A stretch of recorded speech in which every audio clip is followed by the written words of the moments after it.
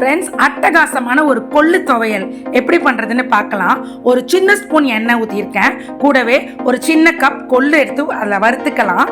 கொள்ளு நல்லா வெடிச்சு வரணும். அந்த பதத்தில் ஒரு கப் பாசி பயிறு சேர்த்துக்கலாம். அதையும் நல்லா வறுத்து விட்டுக்கோங்க. கொள்ளு சூடுங்கிறதுனால நம்ம பாசி பயிரையும் சேர்த்து வறுக்கிறோம். பாசிப்பயிறு வேண்டாங்கிறவங்க கொள்ளை மட்டும் யூஸ் பண்ணி இதை துவையல் பண்ணிக்கலாம். இது கூட நம்ம ஒரு கப் ஃப்ரெஷ்ஷான கருவேப்பிலை எடுத்துக்கலாம்.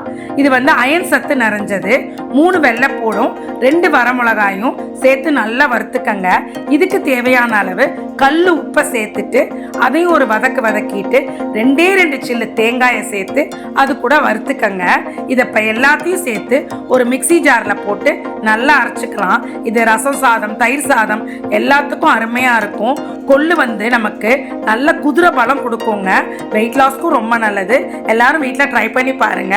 Bye friends.